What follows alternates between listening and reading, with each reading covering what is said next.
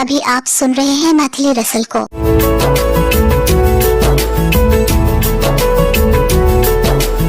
DJ रासो रसल पंचभरा।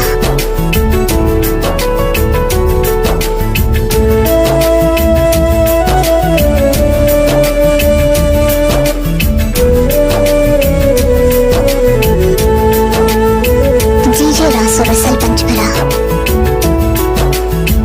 अभी आप सुन रहे हैं मैथिली रसल को। हमरा से पूछे छे मेहंदी के रंग, कहाँ छोड़ी जाए छे दीवाना के संग। केना कहिए रे, केना कहिए रे, केना कहिए। अखिया से हमरो बह छनी, कैसन विधना लिखल तकदीर। केना सहिए रे, केना सहिए दुख, केना सहिए।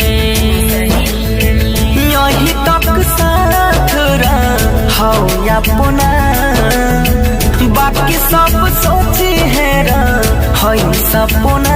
मुबारक शादी तोहर जाना, जो खुश रखता तोरा भगवान। मुबारक शादी तोहर जाना, जो खुश रखता तोरा भगवान। हो डीजे रासो रसल पंचभरा।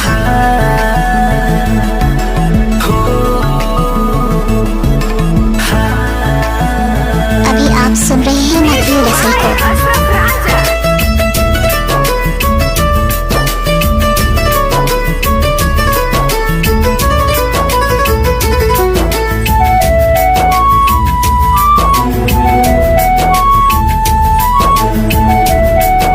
डीजे रासो रसल पंचभरा।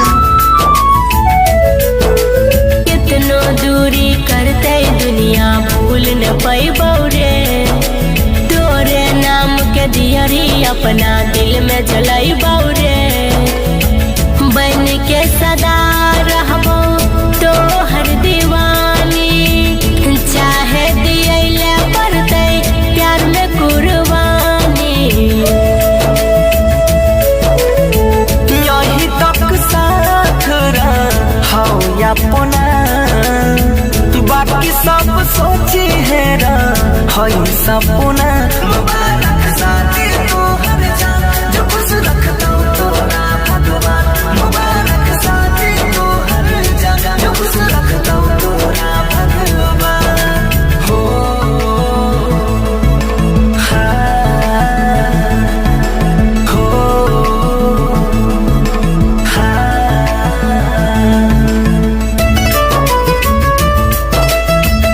डीजे रासो रसल पंचभरा।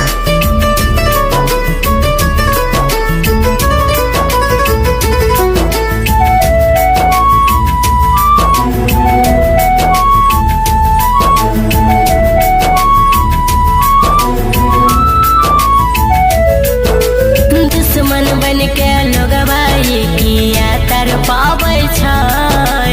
जतने दूर रहै छी ओतने याद सताबै छै। जतने प्यार पा लगाबै छै पहरा, ओतने मोहब्बत होल जाइ छै गहरा। डीजे रासो रसल पंचभरा। मनीष के सुमन बनाइले अपना, बनसी के सोची है हई सपना।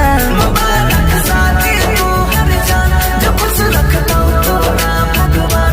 मुबारक शादी तोहर जाना, जो खुश रखता तोरा भगवान। हो